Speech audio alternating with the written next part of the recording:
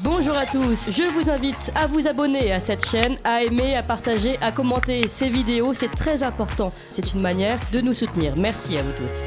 Mais d'abord, mon partenaire du jour qui n'est pas en faillite, Valentin Chammer, enfin j'espère pas. J'espère pas non plus d'ailleurs, je suis pas au courant. Rédacteur en chef de l'Étudiant Libre. Et on se tourne tous les deux vers nos deux invités.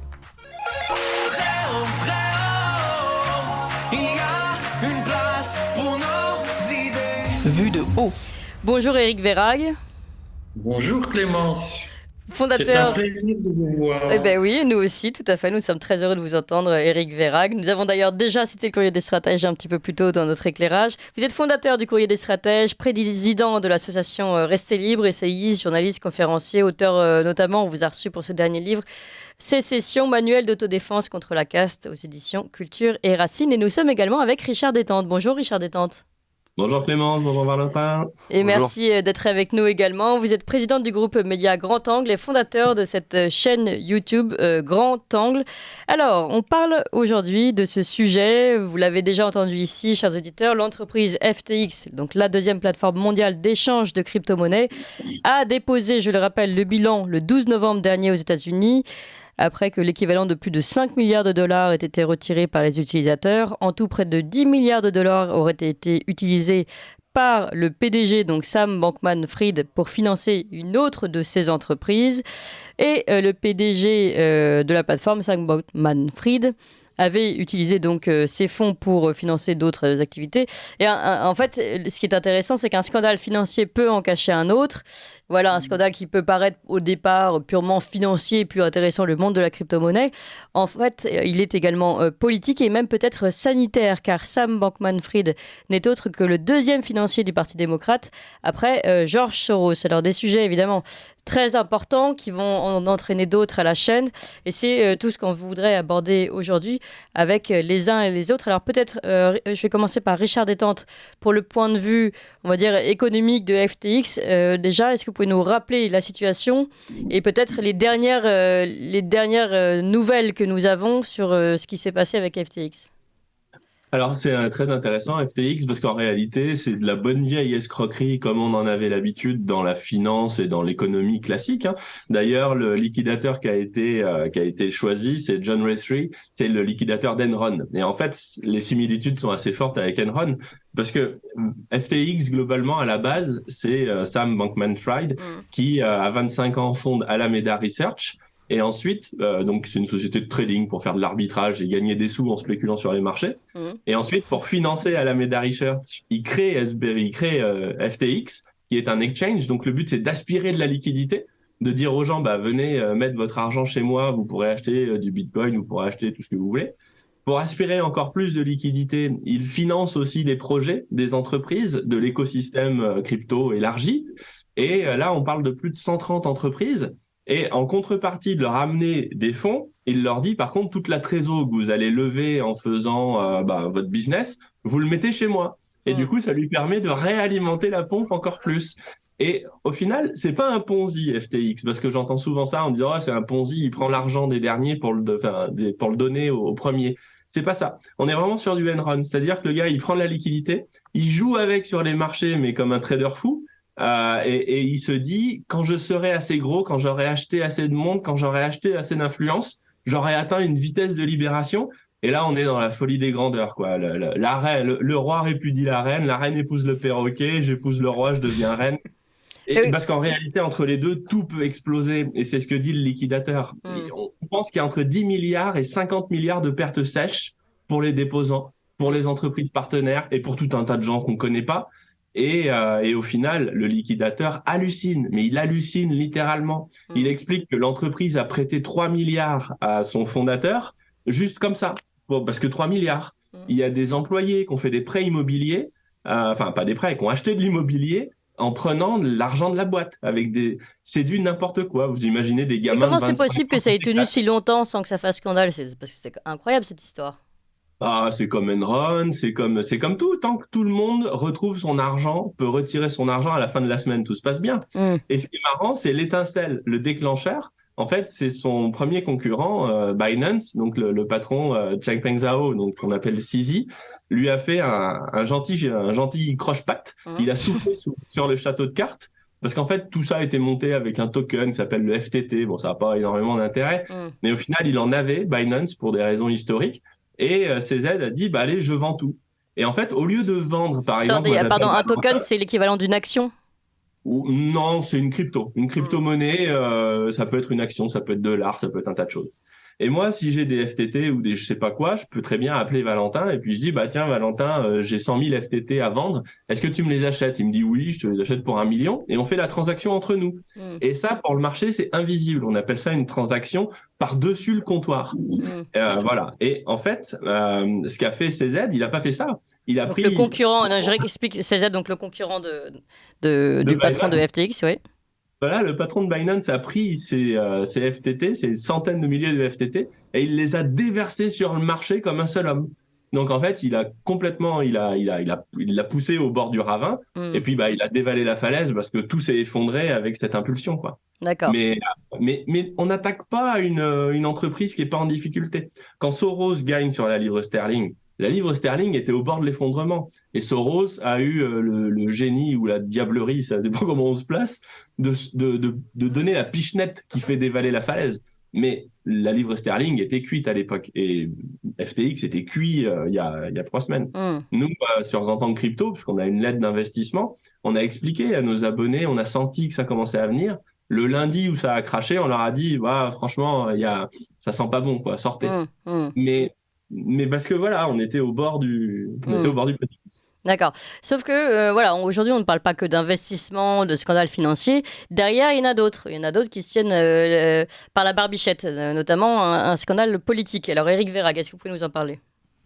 Oui, en fait, je rebondis sur ce que disait l'ami Richard il y a un instant, à savoir que dans la stratégie de développement de ces fonds spéculatifs, en crypto certes, mais spéculatifs quand même à l'ancienne, il y a de l'achat d'influence.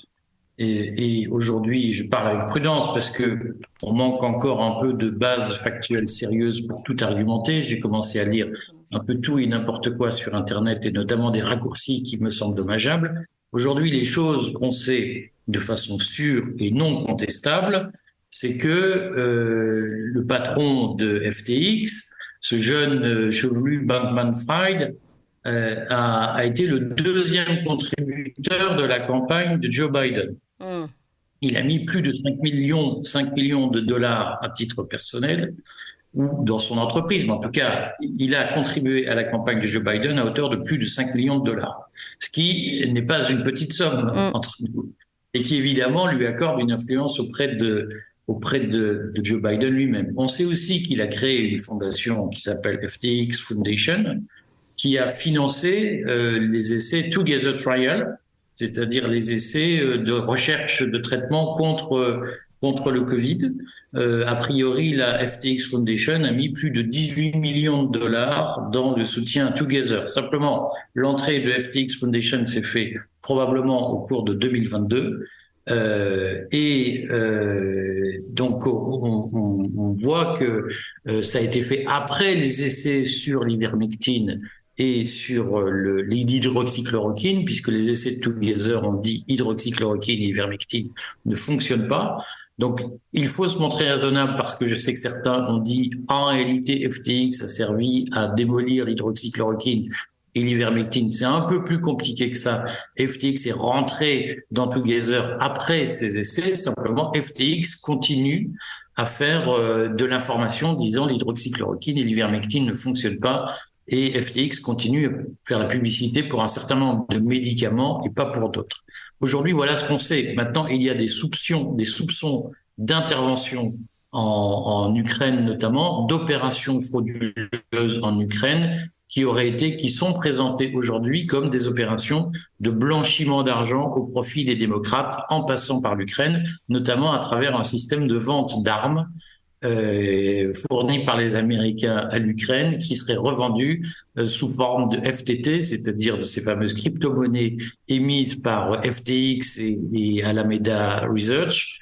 Donc ce système de blanchiment aurait permis, selon les rumeurs qui courent sur Internet, de financer les démocrates. Je tiens à dire sur ce sujet que, en réalité, on ne sait pas et ce n'est pas prouvé. Il y a des soupçons, mais il faut se donner du temps pour établir la matérialité des faits. Et j'appelle là-dessus les internautes à la prudence parce que très souvent, ceux qui nous accusent d'être complotistes se servent des approximations sur ces sujets pour dire, voyez bien, il fantasme. Et donc, je recommande de se replier sur les bases factuelles sérieuses qu'on peut avoir. Tout à fait, vous avez raison.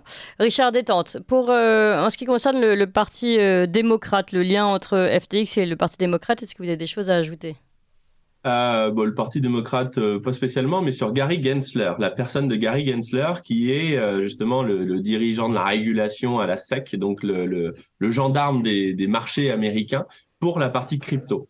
Et ça, c'est intéressant parce que c'est vraiment cette partie, donc qui est proche du pouvoir, hein, Gary Gensler, voilà, c'est pas un petit pion.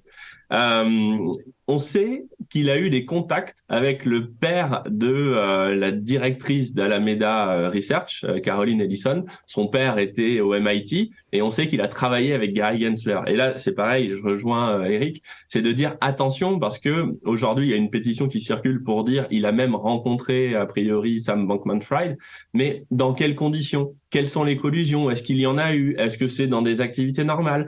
On ne sait pas. Par contre, ce qu'on sait, c'est que normalement, la régulation, j'entends souvent dire, oui, mais c'était une société aux Bahamas, c'est normal que ça explose, elle n'est pas régulée, il faut réguler.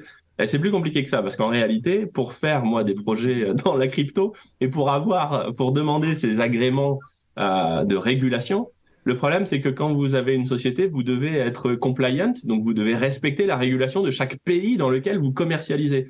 Donc, mon entreprise, elle peut être à Tataouine-les-Oies ou au Zimbabwe. Si je veux vendre en France, il faut que je me soumette à la réglementation française si je veux démarcher les Français.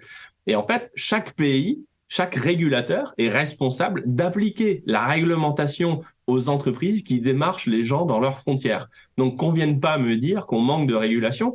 Le gendarme, on en avait parlé la dernière fois, Clémence, quand on parlait justement du rôle de la loi et de la police. Il y a des gendarmes, ils sont là pour courir après les voleurs. La vraie question, c'est que faisaient les gendarmes quand FTX était en train d'escroquer tout le monde? Donc les gendarmes américains, là, notamment. En France, en France c'est pareil, il avait de quoi bosser, les gars, hein, parce qu'il a pris du pognon de partout. Mais ça, c'est le vrai sujet. Et qu'on vienne pas nous dire... En fait, tout ça est un défaut du métier de police aujourd'hui.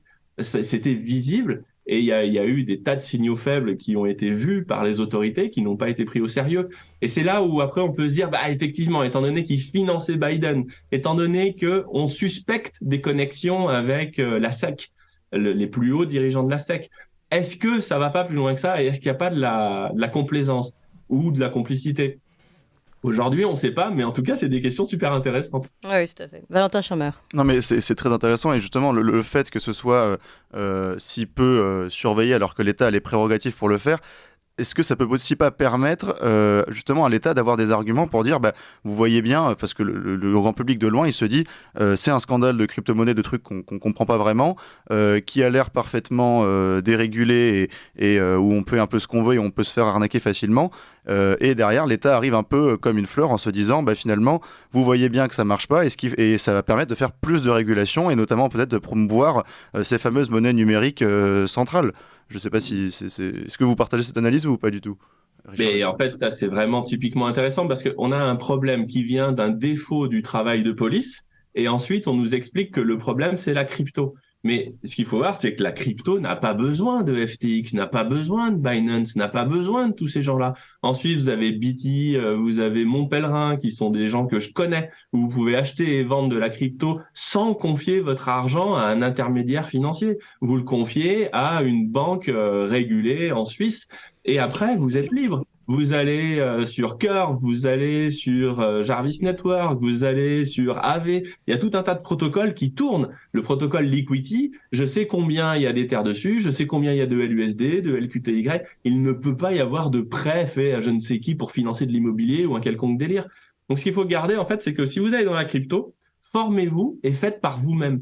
C'est-à-dire, le problème avec la finance traditionnelle, c'est qu'on peut pas se passer d'intermédiaire parce qu'on a besoin d'intermédiaires pour faire du market making, pour faire un tas de choses, pour faire un prêt.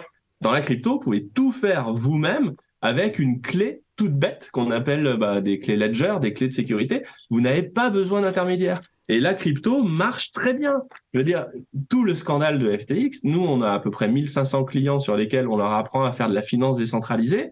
tout marche bien. La crypto n'a besoin de personne. Je veux dire, la plupart, Bitcoin en premier lieu. Si vous avez des Bitcoins, alors leur valeur varie, mais Bitcoin va très bien. Un bloc toutes les 10 minutes, de plus en plus d'utilisateurs avec les mois qui passent, une sécurité du réseau qui n'a jamais été aussi élevée.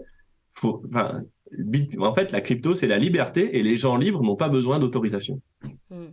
Et une autre question qui se pose, c'est finalement, en ce moment, on a l'impression que beaucoup de choses sortent sur le camp Biden, on va dire. Il y a le rapport Marco Polo sur le fils Hunter Biden. Il y a désormais FTX, qui est quand même un grand financier de Biden. Est-ce que finalement, c'est pas feu vert également peut-être même du camp des Biden contre le président Biden? Qu'est-ce que vous en pensez, Éric Verhaeghe? Alors, moi, je présenterai différemment, c'est-à-dire que, en réalité, ce qui pose problème dans cette affaire FTX, c'est, on le voit, une escroquerie à l'ancienne.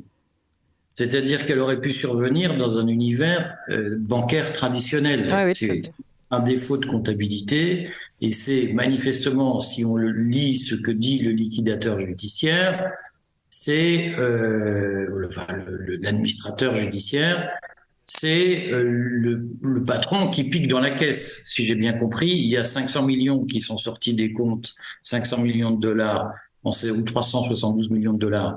Ils sont allés, on ne sait pas où, probablement en achat de maisons aux Bahamas, etc., au profit des dirigeants.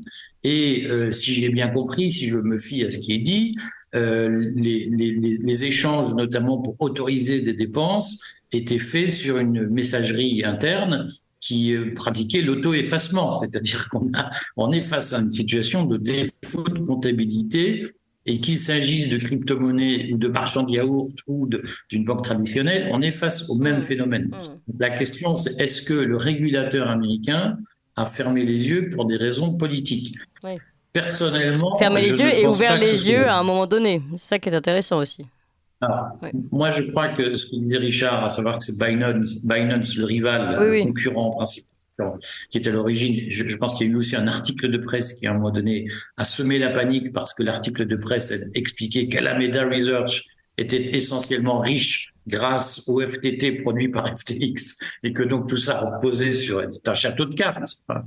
Donc, je pense qu'on est dans une situation à la Lehman Brothers, c'est-à-dire un acteur qui est devenu systémique, mais il est possible qu'on n'ait pas suffisamment, on peut reprocher peut-être aux régulateurs de ne pas avoir situé FTX dans la zone des acteurs systémiques, comme on dit, c'est-à-dire des acteurs qui sont capables de faire tomber toute la planète finance s'ils tombent eux-mêmes, comme ce fut le cas de Lehman Brothers. Je note que la BCE elle-même, qu'on ne peut pas soupçonner d'encourager FTX par une nécessité particulière, la BCE a publié un communiqué la semaine dernière pour dire que la faillite de FTX ne présentait pas à ce stade de risque de contagion.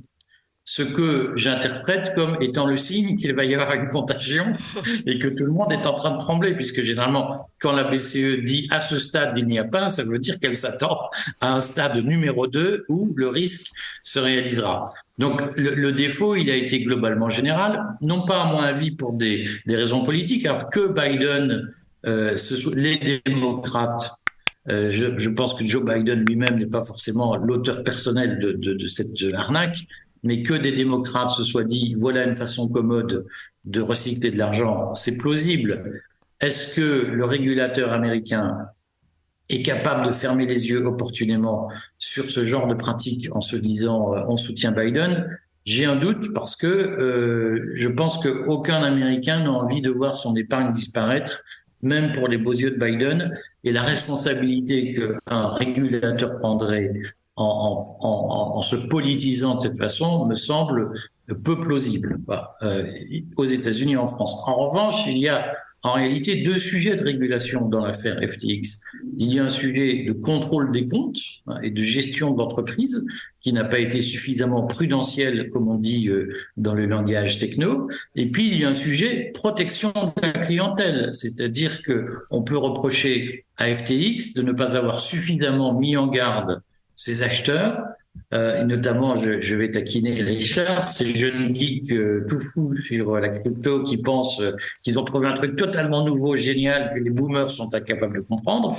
En fait, ils sont en train de découvrir que finalement, les boomers sont pas forcément aussi cons qu'on le croit, parce que les nouveaux jeunes qui arrivent et qui font des crypto-monnaies sont aussi capables des mêmes arnaques que les anciens. Et les jeunes qui achètent des crypto-monnaies sont aussi dupes que les vieux qui ont acheté des produits chez les Lehman Brothers. Donc, il y a une universalité et une intemporalité, en réalité, de la filouterie et de la bêtise. Eh oui. Et là-dessus, les jeunes geeks ont aussi besoin d'être protégés contre l'engouement, le côté moutonnier des marchés, des achats en crypto-monnaie. Alors, Richard Alors, Detorme, je pense que vous voulez répondre à ça. Puisqu'on me titille, il y a quand même une nette différence. C'est-à-dire que FTX n'est pas une entreprise crypto. FTX, c'est un courtier en crypto, tout ce qui est traditionnel. Ça n'a rien de révolutionnaire. Ce qui est révolutionnaire, en premier lieu et avant tout, c'est Bitcoin. Et Bitcoin, c'est radicalement différent de ce qui existait avant parce que c'est totalement décentralisé. Donc, vous avez un protocole informatique. Il n'y a aucune arnaque sur Bitcoin au niveau du protocole. Aucune. Ça fonctionne depuis 2009 avec un uptime, donc c'est-à-dire un temps de mise en ligne et de fonctionnement sans bug de façon horlogère suisse, puisque j'habite en Suisse. Et ensuite, vous avez tout un écosystème qui essaye de se développer autour d'Ethereum notamment, qui essaye de généraliser la décentralisation à tout un tas de protocoles. Et si vous allez voir Liquity, par exemple, qui est un protocole qui fait du LUSD, donc un stablecoin dollar, avec de l'Ether. Alors là, on va perdre beaucoup d'auditeurs.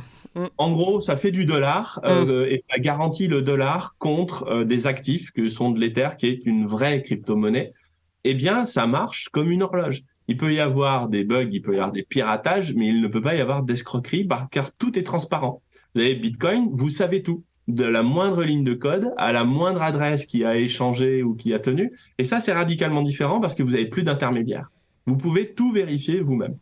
Et ça, vous n'êtes plus dans la finance classique. Ce que dit Richard est un tout petit peu orienté.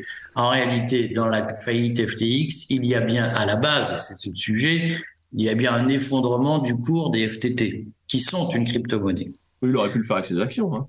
Comment ? Il aurait pu le faire avec n'importe quoi.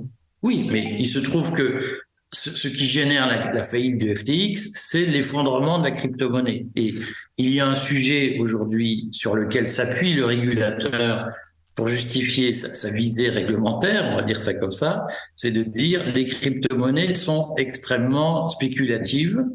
Et on le voit avec Bitcoin, ça peut monter à 65 000 $ et ça peut redescendre à 17 000 en l'espace de quelques semaines. Et ça, c'est quelque chose qui, pour l'épargnant européen, français, en tout cas, est insupportable. C'est de se dire, ah bon, je peux aussi perdre de l'argent en bourse. C'est la croyance qu'on gagne tout le temps. Et je suis à peu près convaincu que le régulateur, et en tout cas en Europe ce sera le cas, les régulateurs européens vont s'emparer de cette affaire au nom de la protection de la clientèle pour renforcer les mises en garde sur le caractère extrêmement spéculatif des monnaies. Et c'est bien la phase descendante des crypto-monnaies qu'on a vécue cet automne qui explique à la base la faillite de FTX, même si on est d'accord pour dire qu'elle aurait pu être évitée dans d'autres circonstances. Mais il y a bien ce sujet du caractère spéculatif des crypto-monnaies qui est aujourd'hui, moi je trouve ça sympathique, mais il y a plein de gens qui ne peuvent pas imaginer mettre leurs économies là-dedans. Hein. Mais c'est pas un problème. Un Bitcoin, il a déjà explosé 5 fois depuis sa naissance. C'est pas un problème pour ceux qui sont habitués à cette culture. Les gens qui placent l'économie toute une vie dans des placements destinés à faire une rente de retraite, pour eux, c'est compliqué d'expliquer qu'ils vont parier sur la crypto-monnaie. Ah oui, mais ça, c'est parce qu'on a beaucoup trop assisté les gens et du coup, les gens sont même plus conscients qu'il y a des risques. On se rend même pas compte que mettre son argent à la Société Géniale ou au créancier lyonnais, c'est risqué. Et en fait, on vit dans un monde qui est complètement déconnecté du risque. Or, la première chose que j'apprends, moi, à mes enfants, c'est d'identifier les risques quand ils sont quelque part pour éviter de se prendre des patins trop gros. Donc, en fait, le problème, c'est qu'on vit dans un monde anesthésié. Et du coup, on est obligé de prendre les gens par la main en leur expliquant ce qu'ils doivent faire. Et on les emmène chez FTX, parce que FTX est une société régulée. Bon, alors on continue ce débat FTX, crypto-monnaie. Enfin, débat, c'était pas parti pour être un débat d'ailleurs, mais c'est devenu un débat. Avec nos deux invités, Éric Verhaeghe et Richard Détente. Mais un rapide point, puisqu'il est 9h pile sur ligne droite, sur les informations avec Corentin Perini. Ligne droite. Très haut, il y a une place pour nos idées. Vue de haut. Et nous sommes toujours avec Éric Verhaeghe, fondateur du Courrier des Stratèges, président de l'association Restez Libre, essayiste, journaliste, auteur dernièrement de ce livre Sécession, manuel d'autodéfense contre la casse aux éditions Culture et Racines. Et nous sommes avec Richard Détente, président du groupe Média Grand Angle, fondateur de la chaîne YouTube Grand Angle, et toujours avec Valentin Schirmer, rédacteur en chef de l'Étudiant Libre. Alors on parle depuis tout à l'heure de FTX, le scandale FTX, pour ceux qui nous rejoignent seulement maintenant. Deuxième plateforme de crypto-monnaie américaine, d'échange de crypto-monnaie, pardon. Alors, la question qui se pose, on parle de contagion, la BCE qui dit mais non, risque, pour le moment pas de risque systémique de contagion, etc. Et finalement, deux questions. Est-ce qu'il y a un risque de contagion sur les autres plateformes de crypto-monnaie et sur la crypto-monnaie en général? Et puis, y a-t-il un risque de contagion aussi, de mauvaise image, on va dire, pour le soutenu Joe Biden? Encore une fois, une contagion politique cette fois-ci. Richard Détente. La contagion politique, je sais pas, je laisserai Eric répondre là-dessus, c'est pas trop mon domaine.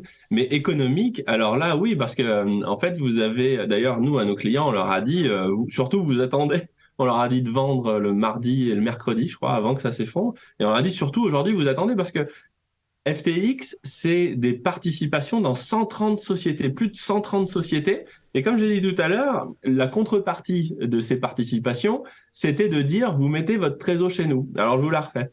Moi, j'investis chez Valentin, et puis je lui dis, tiens, allez hop, je te donne 10 millions, et puis tu montes ta boîte. Et puis Valentin, il monte son projet, et puis il lève 100 millions de dollars, parce que son projet est super, il a plein de followers, c'est la fortune. Et 100 millions de dollars repartent chez FTX en trésor, c'est comme à une banque. Et ensuite, Sam Bankman-Fried, donc le banquier grillé, les perd. Il les perd en jouant au casino. Qu'est-ce qui se passe?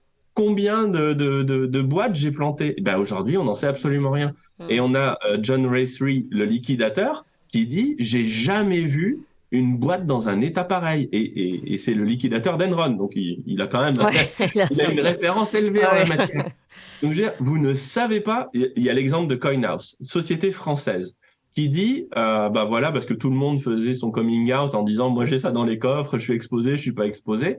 Et CoinHouse dit, non, moi j'ai rien, FTX, on a regardé avec les copains, dans la boîte, on n'a rien, on n'est pas exposé. Tout va bien. Et quelques jours plus tard, bim, ils ferment leur livret crypto. Les livrets crypto, vous mettez 200 balles chez CoinHouse et puis vous avez un petit rendement. Et là, ils disent, il n'y a plus de retrait possible sur les livrets crypto. Et comment ça se fait? Vous avez dit que vous n'étiez pas exposé. Il dit oui, mais notre prestataire qui s'occupe du livret crypto, lui, il était exposé et du coup, on a des problèmes. Vous savez pas comment ça va partir, mais ça peut partir dans tous les sens. Ça peut s'éteindre hier, comme ça peut partir pour 2 mois avec des cascades en faillite. Et pour le moment, on n'a pas l'impression, en tout cas en France, qu'il y ait beaucoup de remous. Si, vous allez voir, il y a énormément de gens qui ont perdu de l'argent, il y a énormément de cours qui se sont effondrés, et après, vous savez, quand il y a un bâton de dynamite, vous pêchez la dynamite, d'abord, vous voyez les petites perches qui remontent dans l'eau, et puis les baleines, elles mettent du temps à remonter. Si vous avez zigouillé une baleine dans le tas, vous allez avoir du temps avant qu'elle remonte. Parce que dans la finance décentralisée, vous allez sur Bitcoin, ou vous allez sur je sais pas quoi, tout est instantanément connu. Donc Terra Luna, quand il s'effondre, c'était un problème de crypto, ça pour la peine, ça s'effondre, ça fait une grosse barre rouge d'un coup et puis c'est mort. Parce que tout est transparent, donc on sait. Le problème dans la finance classique, c'est qu'il faut que ça passe par les commissaires aux comptes, par la compta, il faut que les dettes, elles soient constatées. Alors est-ce qu'on constate au prix d'achat, au prix acte de marché, au prix de je sais pas quoi? Et là, ça peut prendre beaucoup, beaucoup de temps. Et vous savez pas. Honnêtement, aujourd'hui, nous, on n'a rien. On est en liquide, en cash, et on attend de voir. Et Bitcoin continue à s'effondrer, à baisser. Et quand Bitcoin baisse, ça veut dire que le marché sait que c'est pas fini. Tant que vous n'aurez pas une remontée de Bitcoin, ça veut dire que monsieur le marché a peur de ce qu'il y a dans les placards. Voilà. Ok. Éric Verhaeghe. En fait, moi, j'ai retenu que l'administrateur judiciaire qui a été nommé ne voulait pas communiquer la liste des 10 principaux perdants de l'opération, qui vont, je crois, de 50 millions à 500 millions de dollars. Donc ça signifie qu'il y a aujourd'hui, en tout cas, connaissance en sous-main de quelques entreprises qui vont boire la tasse. Je crois que la plus grosse perdante perd 500 millions de dollars, ce qui est une somme colossale. Ça signifie qu'il va y avoir des dominos qui, de façon systémique, vont tomber. Et on voit bien, je vous ai parlé tout à l'heure du communiqué de la Banque centrale européenne qui explique que à ce stade, il n'y a pas de risque de contagion, ce qui pour moi est l'annonce qu'il va y avoir une contagion. On ne sait pas quand. Et on voit que manifestement les autorités de contrôle, les régulateurs, sont en train d'essayer d'éteindre les incendies, de fermer toutes les portes coupe-feu qu'ils peuvent pour éviter que le coup de grisou ne se transmette à toute la mine, si vous voulez. Simplement, il n'est pas impossible, on peut constater quand même que depuis 10-12 ans, les autorités monétaires et les autorités de contrôle des banques et des assurances parviennent à juguler les crises. C'est-à-dire que globalement, alors qu'on sait qu'il y a des actifs toxiques dans tous les bilans, on parvient à éviter que ça se voie et on parvient à éviter les vagues. Simplement, c'est vrai que toutes les autorités ont renforcé ce qu'on appelle les plans de résolution, et donc c'est-à-dire les plans de sauvetage en urgence en cas de crise financière qui risque de s'étendre. Et de ce point de vue, il faut rester extrêmement vigilant, notamment sur les signaux faibles du marché, parce que il n'est pas exclu que petit à petit, pops, des petites étincelles apparaissent qui trahissent le fait qu'il y a un feu qui couve, et ce feu pourrait être systémique. Il ne serait pas étonnant, si vous voulez, que la première grande crise du monde d'après soit une crise liée aux crypto-monnaies, et que nous tournions définitivement à la page du vieux capitalisme qui faisait ses crises à la bourse. Nous allons rentrer définitivement dans le monde d'après, peut-être, avec cette crise systémique que personne n'a vu venir et qui pourrait d'ailleurs modifier fortement les plans de la caste mondialiste qui voyait l'avenir, le déroulement de l'avenir un peu autrement. Ça, c'est une question que j'aimerais vous poser. Valentin Chama. Non, mais j'aimerais simplement revenir sur ce débat improvisé à la fin juste avant le bulletin d'information, et peut-être faire le lien avec entre l'économie et la politique, puisque finalement FTX... les crypto-monnaies n'ont pas besoin d'FTX pour exister. FTX fonctionne comme une banque dans laquelle on confie sa crypto-monnaie pour qu'elle joue ensuite sur les marchés financiers. Mais ce que voulait dire Richard Détente, je crois, c'est que c'est une institution, c'est une tentative de recréer le vieux système capitaliste dans le monde des crypto-monnaies, mais qui aurait très bien pu fonctionner dans le monde réel. Et justement...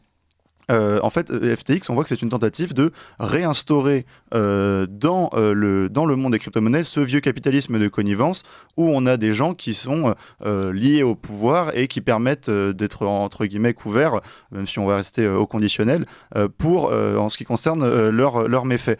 Donc, est-ce que vraiment c'est la fin du capitalisme de connivence ou est-ce que c'est une nouvelle ère de jeu ? Une nouvelle ère de jeu et une tentative pour le capitalisme de connivence de se maintenir dans le domaine des monnaies numériques, Richard Détente. Alors, ce qu'il faut savoir aujourd'hui, c'est que le risque systémique principal en Europe, on le connaît, c'est pas un secret, ça s'appelle le secteur bancaire. Vous prenez le secteur bancaire en Europe, il a perdu 90% de sa valeur depuis 2008. Donc, moi, si j'ai un beau-frère avec un business à Noël ou le dimanche, il me dit mon business a perdu 90% de sa valeur, je lui dis oh, il va y avoir des problèmes. On va préparer la chambre d'amis parce qu'on va le voir arriver à la maison dans pas longtemps.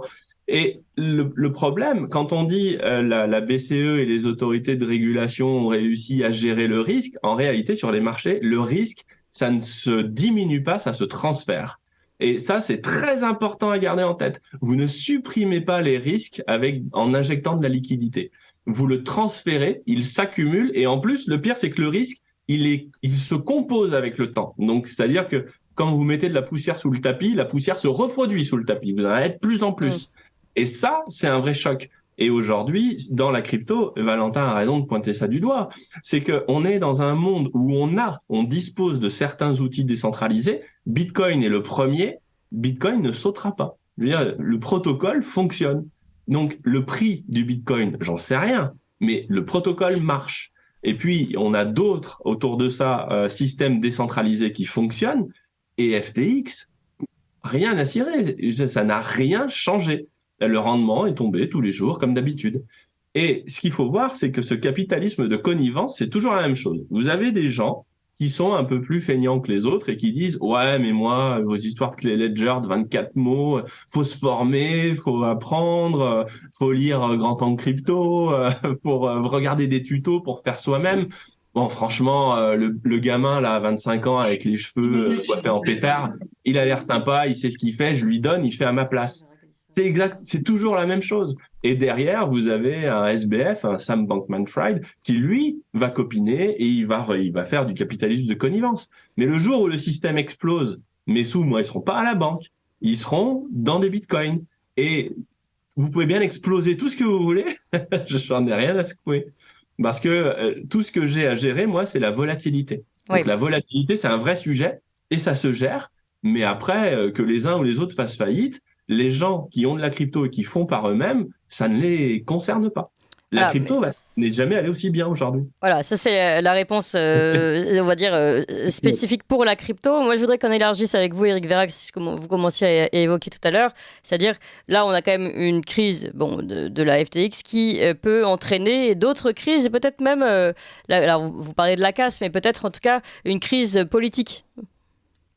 Oui, enfin, je vais quand même redire 3 mots sur ce que vient de dire Richard, qui prêche pour sa paroisse, et il a bien raison, mais il faut quand même redire dans cette affaire que, comme il l'a dit tout à l'heure, ce qui pose problème, c'est le métier de courtage de FTX, c'est-à-dire le métier de vendeur. Oui. FTX n'a pas seulement produit des crypto-monnaies, FTX a aussi dit aux gens, nous, on va vous en vendre et on va vous faire des placements et vous allez vous enrichir. Oui. Faites-nous confiance. Nous, comme n'importe quel conseiller de patrimoine, ou comme n'importe quel courtier en banque ou en assurance. Et c'est sur ce métier de courtage que l'arnaque est venue, à l'ancienne, on est d'accord, mais il faut dire là-dessus que d'une certaine façon, ce métier-là continuera avec les cryptos, parce que j'entends bien l'espérance des jeunes geeks qui est qu'on va se passer des courtiers, tout le monde va faire son marché lui-même. Il se trouve quand même que les crypto-monnaies, c'est un métier d'informaticien. Richard n'a pas prononcé le mot, mais le Bitcoin fonctionne. C'est une blockchain, ce qu'on appelle une blockchain. Et ça, c'est un métier d'informaticien. Et donc, les geeks sont très à l'aise sur ce métier. Simplement, ceux qui sont pas geeks, c'est-à-dire quand même une grande partie de la population, ont du mal à s'y retrouver. Et ils auront spontanément besoin d'intermédiaires pour les aider, pour faire le placement de leur argent, pour les guider, pour les conseiller. Et donc, dans le monde d'après, il y aura aussi des arnaques et il y aura aussi un capitalisme de connivence, pour vous répondre, Clémence, puisque de toute façon, dès qu'il s'agit de faire de la vente et dès qu'il s'agit de conquérir des marchés, il est évidemment tentant d'avoir de son côté les pouvoirs publics qui sont capables de vous favoriser ou de vous mettre en avant.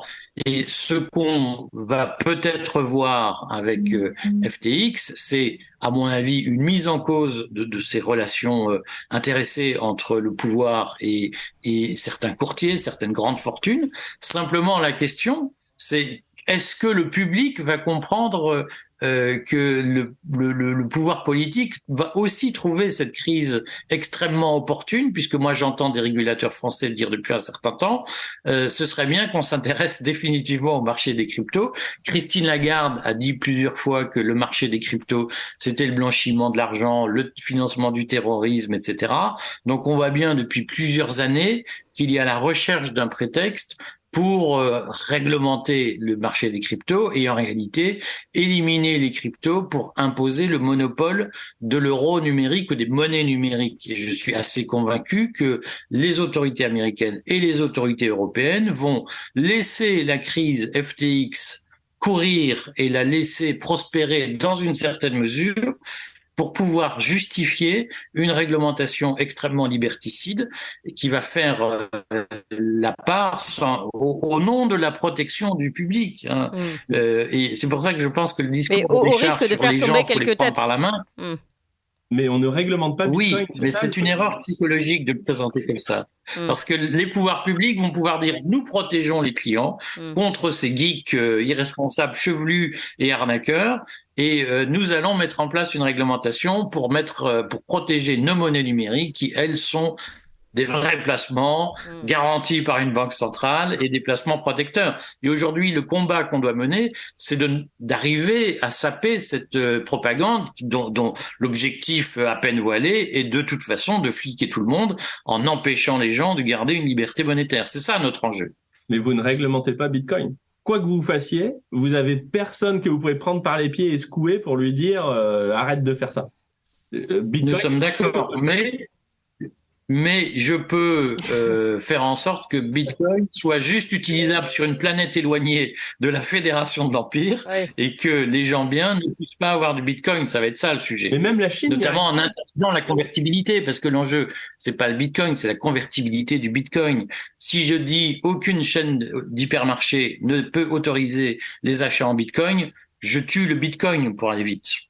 Bah, même la Chine n'a pas réussi. Aujourd'hui, ils ont interdit toutes les activités autour de Bitcoin, mais les Chinois ont le droit d'avoir des Bitcoins dans les poches. Et ils en ont. Et ils en ont en plus, les saligots. Ouais, mais alors, si ça ne permet pas de rien acheter. Ouais, c'est ça.